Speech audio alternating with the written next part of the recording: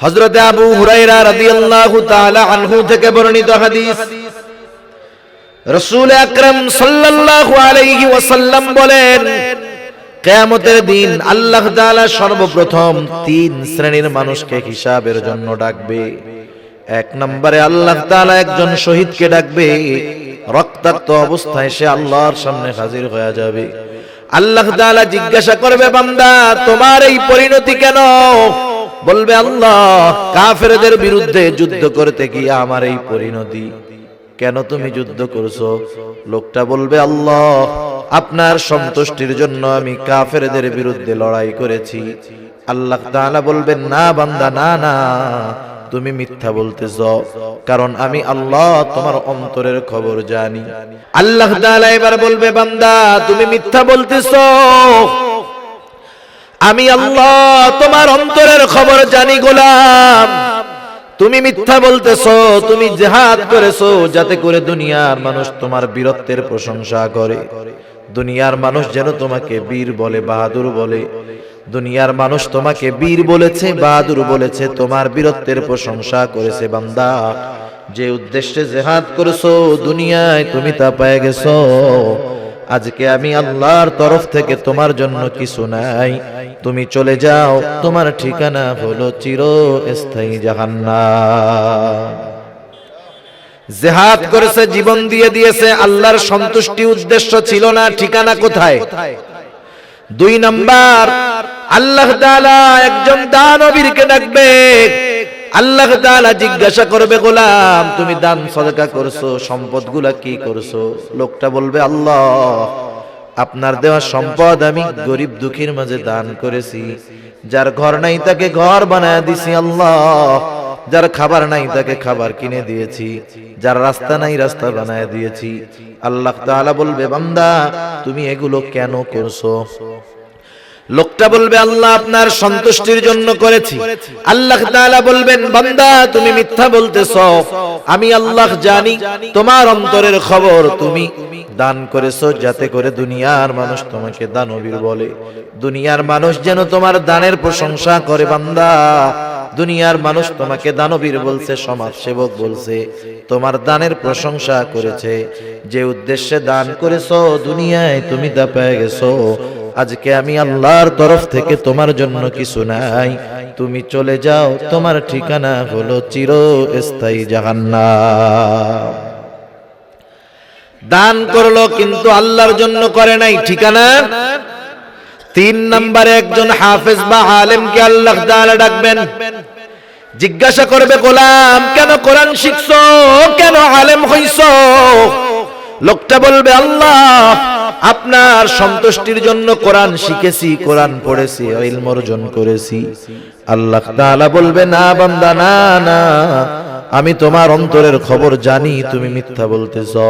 তুমি আলেম হয়েছো যাতে করে তোমাকে মানুষ হাফেজ বলে, আলেম বলে, কারি বলে, মুফতি বলে, মুহাদ্দিস বলে, শাইখুল হাদিস বলে, বড় বক্তা বলে, আন্তর্জাতিক খ্যাতি সম্পন্ন মুফাসসির বলে। এগুলা শোনার উদ্দেশ্যে তুমি ইলম অর্জন করছো। বান্দা যে উদ্দেশ্যে ইলম অর্জন করছো দুনিয়ায় তুমি তা পেয়ে গেছো। আজকে আমি আল্লাহর তরফ থেকে তোমার জন্য কিছু নাই, তুমি চলে যাও, তোমার ঠিকানা হলো চিরস্থায়ী জাহান্নাম। আল্লাহর রাস্তায় জীবন দিয়েছে কিন্তু আল্লাহর সন্তুষ্টি উদ্দেশ্য ছিল না, জাহান্নাম। দান সদকা করেছে, আল্লাহর সন্তুষ্টি উদ্দেশ্য ছিল না, ঠিকানা জাহান্নাম। ইলম অর্জন করেছে, আল্লাহর সন্তুষ্টি উদ্দেশ্য ছিল না, ঠিকানা হয়ে গেল জাহান্নাম। এই জন্য জাগতিক জীবনে আমি আপনি যত আমল করব, ছোট হোক আর বড় হোক, যাকে খুশি করার জন্য, যাকে দেখানোর জন্য করব, তিনি কে? দুনিয়ার মানুষের দেখাইতে চাইলে ইবাদত জাহান্নামে নিবে, আল্লাহ তাআলাকে দেখানোর জন্য করলে ইবাদত জান্নাতে নিবে। তাহলে আমরা আলোচনা করতেছিলাম ইবাদতের মধ্যে সবর। ইবাদতের মধ্যে যদি সবর অর্জন করতে চাই, এক নাম্বার ইবাদতটা হতে হবে আল্লাহর জন্য।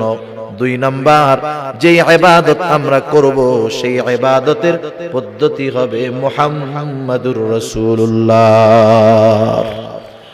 যে কোনো ইবাদত নবীজির পদ্ধতিবিহীন যদি আমরা করি, ওই ইবাদত আল্লাহর দরবারে কবুল হবে না।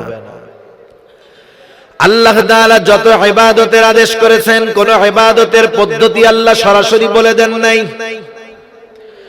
কোরআনুল কারীমের মধ্যে নামাজের আদেশ আছে। ঈমানের পরে সবচাইতে গুরুত্বপূর্ণ ইবাদত হলো নামাজ। কোরআনুল কারীমে আল্লাহ তাআলা 82 জায়গায় নামাজের কথা বলছেন। আপনারা যারা বুঝমান তারা বুঝবেন। বলেন তো, নামাজের আদেশ করেছেন আল্লাহ, কিন্তু নামাজ কিভাবে পড়বো সেই পদ্ধতি কি কোরআনে আছে নাকি? সারা পৃথিবীর সব মুফাসসির আলেমদেরকে যদি বলা হয় কোরআন সামনে নিয়া নবীর হাদিস সুন্নাত সব কিছু বাদ দিয়া শুধুমাত্র কোরআন থেকে ফজরের 2 রাকাত সুন্নাত বা ফরজ নামাজের পদ্ধতি বের করে দেন, কিয়ামত পর্যন্ত যদি হায়াত দিয়ে দেওয়া হয়, আলেমরা সব মিলে ফজরের 2 রাকাত নামাজ আমরা যেমনি পড়ি, কোরআন থেকে ওই 2 রাকাত নামাজের পদ্ধতি বের করতে পারবে না। তাহলে নামাজের আদেশ করেছেন কে? একটু জোরে বলেন না। নামাজের আদেশ করেছেন আল্লাহ, আর নামাজের পদ্ধতি শিখায় দিয়েছেন মুহাম্মাদুর রাসূলুল্লাহ। আল্লাহ তাআলা আদেশ করলেন নামাজ পড়ো। কিভাবে পড়বো? নবীজি বললেন সল্লু কামা রাআইতুমুনি উসাল্লি, আমাকে যেভাবে নামাজ পড়তে দেখো তোমরা সেইভাবে নামাজ পড়ো। তাহলে আদেশ আল্লাহ তাআলার, পদ্ধতি মুহাম্মাদুর রাসূলুল্লাহ সাল্লাল্লাহু আলাইহি ওয়াসাল্লাম। যাই হোক, এগুলা আরো ব্যাখ্যা বিশ্লেষণ করতে গেলে আলোচনা অনেক দূর চলে যাবে। যেমন হজ, হজের আদেশ কার? আল্লাহ রাব্বুল আলামিন আদেশ করেছেন হজের আদেশ। যার সামর্থ্য আছে তার উপরে হজ করা আল্লাহ তাআলা ফরজ করে দিয়েছেন। হাজী সাহেবরা হজে গিয়া যা করেছেন, যদি কোরআন খুঁজতে থাকেন নবীর হাদিস সুন্নাত বাদ দিয়া খুঁজে পাবেন না। নবীজি জানায় দিলেন, শোনো, হজের আদেশ করেছে আল্লাহ, হজ কেমনে করবা আমি তোমাদেরকে বইলা দেই। নবীজি বলেন খুযু আন্নী মানাসিকাকুম, আমাকে দেখে দেখে শিখো হজ কেমনে করতে হয়। সেজন্য প্রত্যেকটা ইবাদতে নবীজির পদ্ধতি আছে না নাই? এগুলা তো ফরজ কাজের কথা কইলাম। সুন্নাত কাজে নবীর পদ্ধতি আসেনি? বিবাহ শাদীর মধ্যে নবীর পদ্ধতি আছে? তাহলে যেই কাজ সুন্নাত পদ্ধতিতে করা যায় ওই কাজ সুন্নাত বিহীন করলে কবুল হবে না। আর যদি সুন্নাত পদ্ধতিতে কোনো কাজ করে ওই কাজ কবুল হবে, বরকত হবে। বিবাহ সুন্নাত পদ্ধতিতে যদি কেউ না করে, শরঈ গর্হিত কাজ যদি না করে, গুনাহ হবে না। কিন্তু সুন্নাত পদ্ধতিতে করলে সওয়াব হবে, বরকত হবে। কথা বুঝতে পারছেন? শরীয়তের কিছু কাজ আছে হারাম কাজ, বিবাহ অনুষ্ঠানে ওই পদ্ধতিগুলো অবলম্বন করলো না, তাইলে তার গুনাহ হইল না। কিন্তু যদি সুন্নাত পদ্ধতিতে করে সওয়াব হবে, বরকত হবে। কিন্তু পদ্ধতি যদি ব্যতিক্রম হয়, গুনাহ আছে না নাই? এজন্য প্রত্যেকটা কাজের মধ্যে নবীজির সুন্নাত আছে। সুন্নাতের এমন দাম, এমন মান, সুন্নাত যদি দুনিয়ার কোন বৈধ কাজে লেগে যায় সেটাও ইবাদত হয়ে যায়। খানা খাওয়া, না খাইলে গুনাহ নাই, খাইলে সওয়াব নাই, ঠিক না? কেউ যদি 10 দিন না খায় থাকতে পারে, তার গুনাহ হবে? একটু জোরে বলেন না, গুনাহ হবে? গুনাহ হবে না। কেউ যদি 3 বেলার জায়গায় 6 বেলা খায়, সওয়াব হবে? তাইলে খাবার হলো এমন এক ইবাদত, এমন এক কাজ যা করলে সওয়াব নাই, না করলে গুনাহ নাই।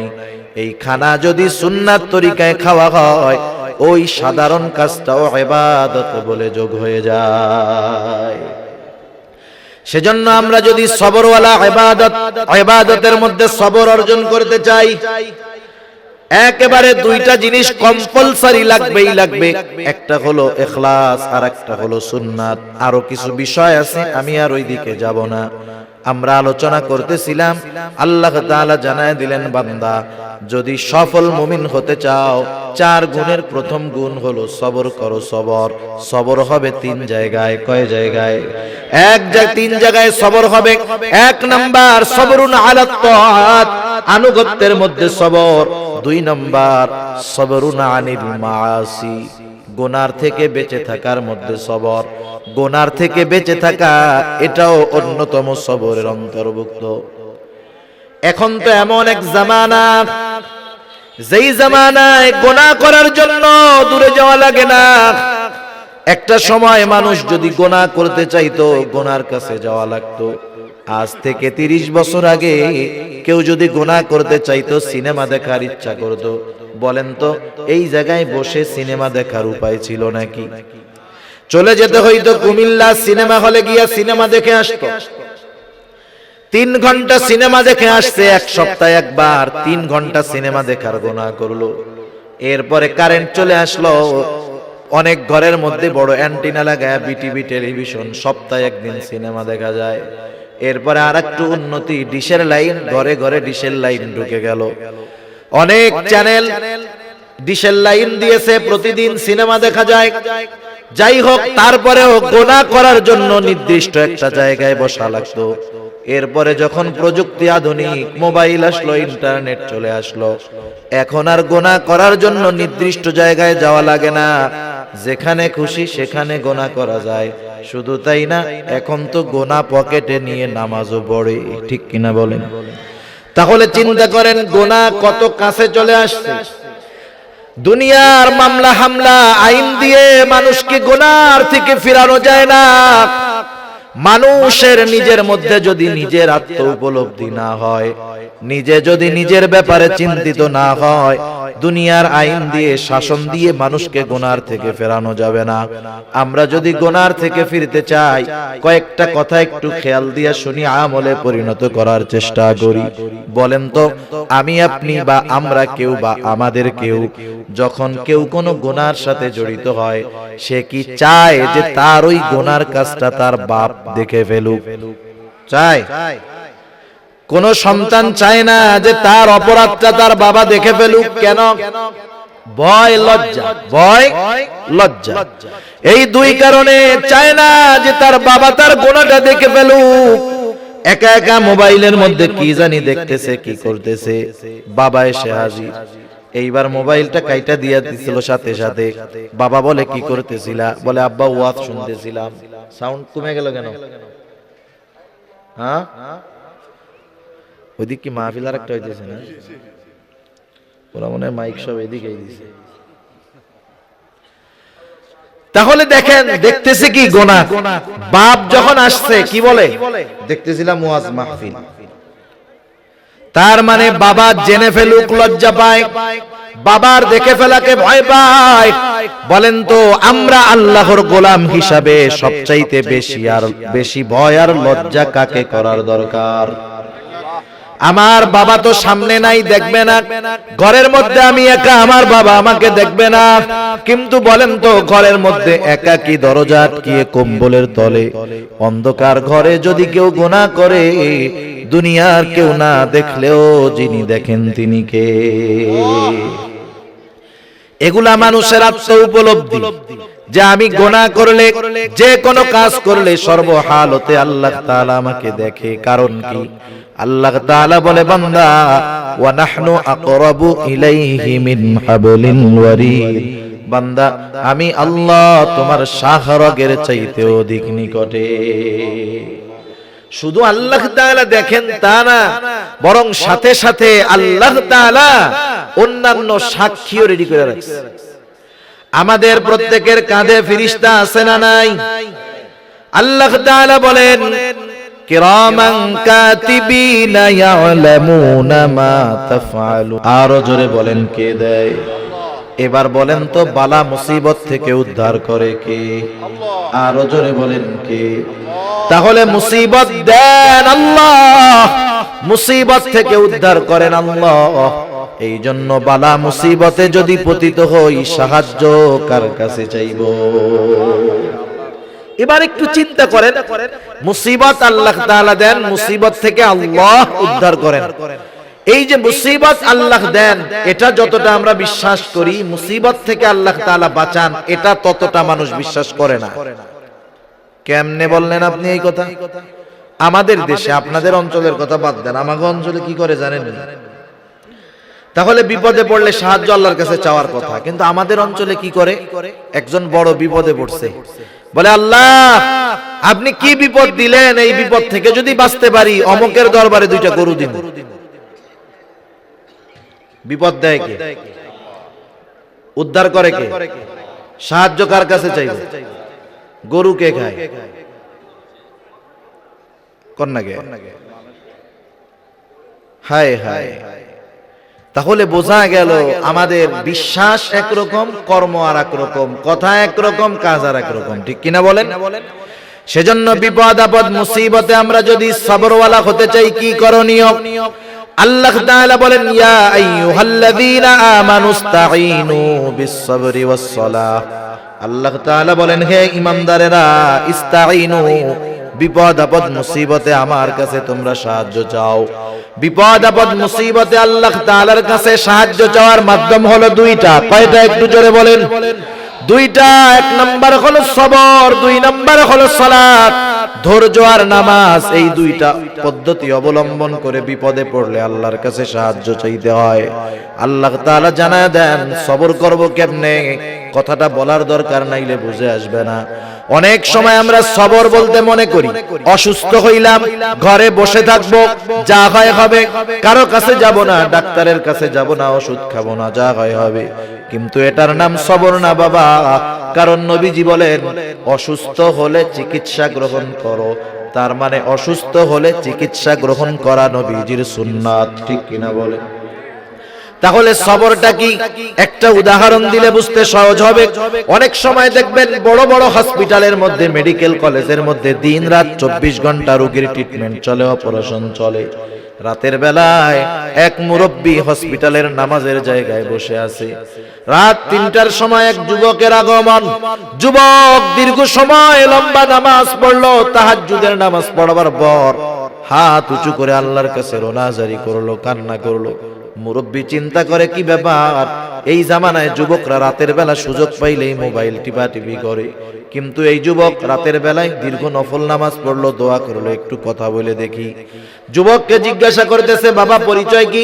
কথায় কথায় দুজনের মধ্যে আলাপচারিতায় এক সময় যুবক বলল চাচা, এই হসপিটালের অপারেশন থিয়েটারের মধ্যে আমার মার একটা মেজর অপারেশন চলতেছে, এখনো চলতেছে। আপনি একটু দোয়া কইরেন যাতে করে আল্লাহ তাআলা আমার মায়ের অপারেশনটা সাকসেসফুল করে দেয়।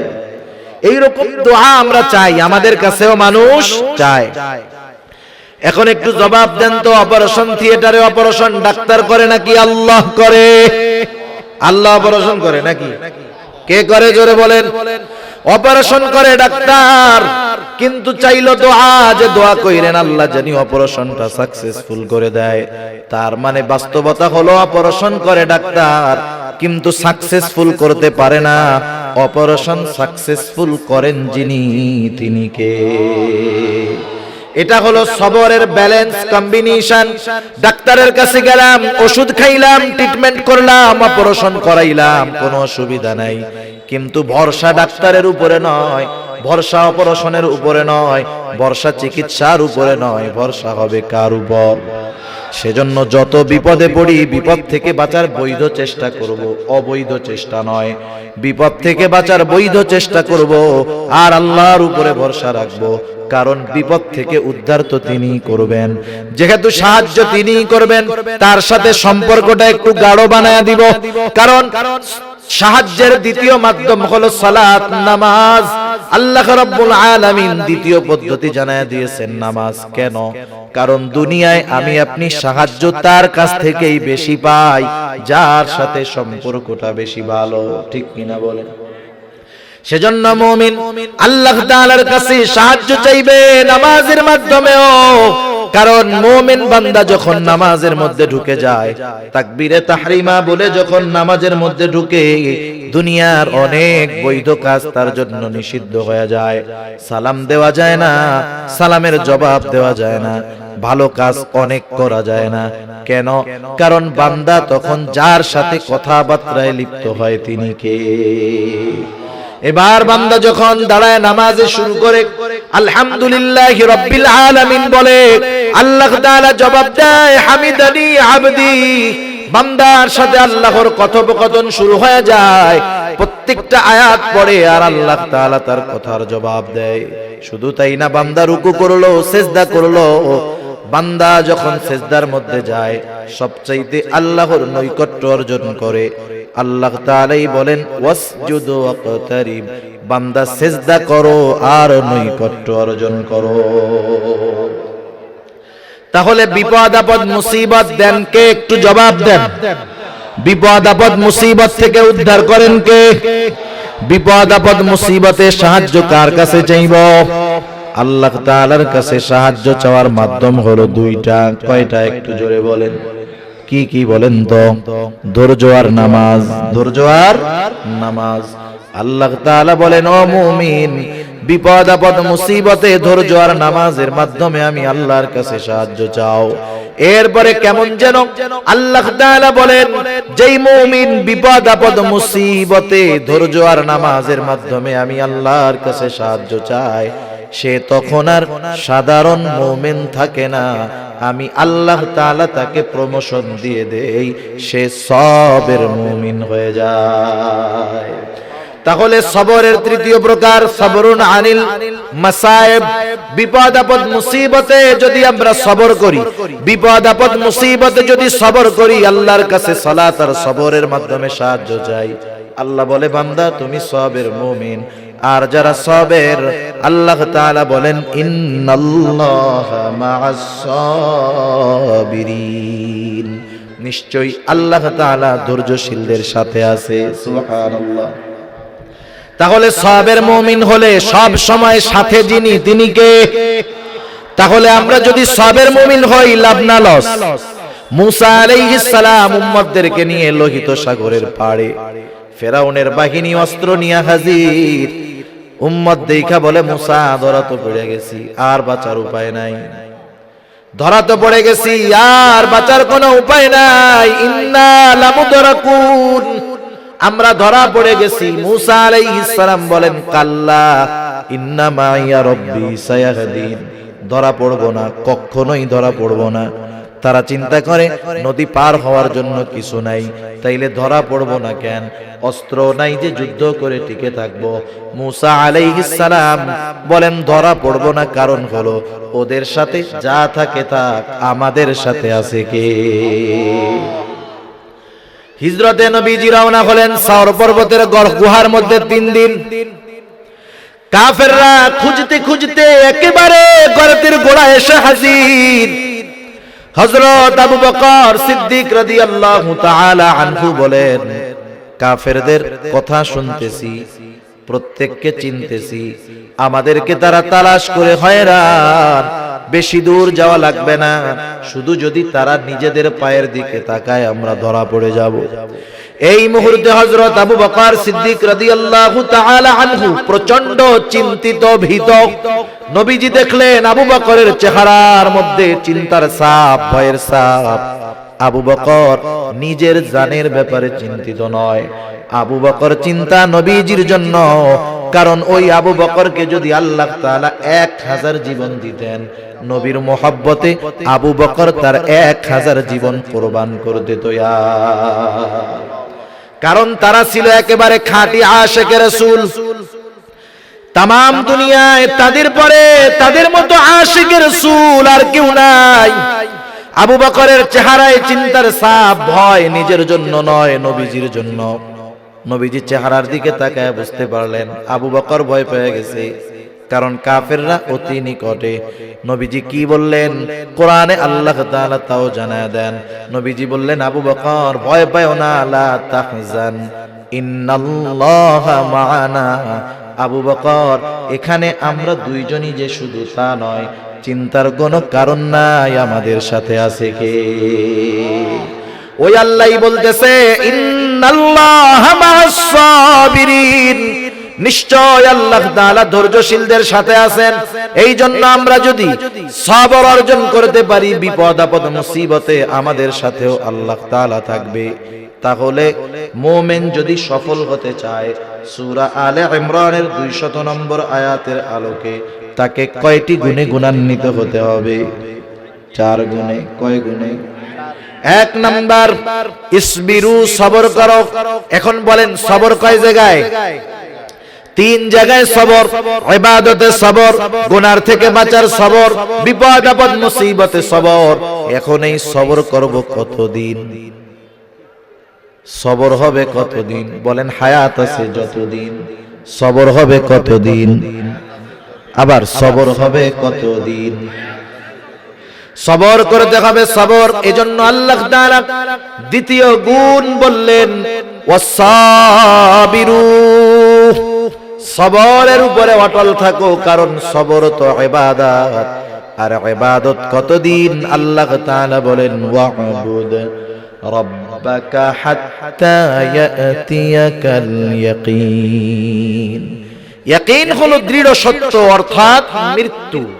মৃত্যু আসার আগ পর্যন্ত আপনি আপনার রবের ইবাদত করেন, তাহলে সবর হবে একেবারে মৃত্যু পর্যন্ত। আল্লাহ তাআলা দ্বিতীয় গুণ সেজন্য বললেন ওয়াসাবিরু, সবরের উপরে অটল থাকো। তিন নাম্বার ওয়ারাবিতু, সর্বদা জিহাদের জন্য প্রস্তুত থাকো। যদিও শব্দটা ব্যাখ্যার দাবি রাখে, কিন্তু লম্বা ব্যাখ্যার সুযোগ নাই। এর দ্বারা একটা উদ্দেশ্য হলো ইসলামী দেশের সীমান্ত পাহারা দেওয়া। আর একটা বর্ণনা আসছে জিহাদের জন্য খুঁটির সাথে ঘোড়াকে বেঁধে রাখা, প্রস্তুত রাখা। সোজা কথায় সর্বদা শত্রুর মোকাবেলার জন্য প্রস্তুত থাকো। চার নম্বর ওয়াত্তাকুল্লাহ, আল্লাহ তাআলাকে ভয় করো। তাকওয়া এটা বড় গুণ, আলাদা আলোচনার বিষয়। শুধু এতটুকু কথা বলি, তাকওয়া যারা অর্জন করতে পারছে মুত্তাকি, তাদের লাভ যে শুধু আখিরাতে তা নয়, দুনিয়াতেও লাভ আছে। আমরা যদি তাকওয়া ওয়ালা হতে পারি, মুত্তাকি হতে পারি, আল্লাহ তাআলা রিজিকের ব্যবস্থা করবে। বিপদ আপদ মুসিবত থেকে বের হওয়ার রাস্তা আল্লাহ বাতায়া দিবে। আল্লাহ তাআলা বলেন ওয়ামাই ইয়াত্তাকিল্লাহা ইয়াজআল লাহু মাখরাজা। আল্লাহ তাআলা বলেন মাই ইয়াত্তাকিল্লাহ, যে আল্লাহ তাআলাকে ভয় করে, ইয়াজআল লাহু মাখরাজা, তার জন্য আল্লাহ তাআলা বিপদে পড়লে বের হওয়ার রাস্তার ব্যবস্থা করে দেয়। শুধু তাই না, ওয়ায়ারযুকুহু মিন হাইথু লা ইয়াহতাসিব, ওই মুত্তাকি বান্দাকে আল্লাহ তাআলা কল্পনাতীত জায়গা থেকে রিজিকের ব্যবস্থা করে দেয়। দুনিয়ার আরো ফজিলতের কথা আছে, আমি একটা আয়াতের থেকে বললাম। আখিরাতের ফজিলত কি? আখিরাতে তাকওয়াওয়ালা যারা, মুত্তাকি যারা, তাদের স্পেশাল সম্মাননা থাকবে। তাদেরকে ডেকে ডেকে জান্নাতে নেওয়া হবে। তাদেরকে জান্নাতের গেটে অভিবাদন জানানো হবে, স্বাগতম জানানো হবে। শুধু তাই না, মুত্তাকি বান্দা যারা, অভিবাদন জানায় ডেকে ডেকে জান্নাতে ঢোকানো হবে। আল্লাহ তাআলা এক জায়গায় বলেন ইন্নাল মুত্তাকিনা ফি জান্নাতিন ওয়া নাহার ফি মাকআদি সিদকিন ইনদা মালিকিন মুকতাদির। আল্লাহ তাআলা সব জান্নাতীদের জন্য জান্নাতের পাদদেশে নহরের ব্যবস্থা করেছেন, কিন্তু মুত্তাকি যারা, তাদের জন্য স্পেশাল ব্যবস্থা।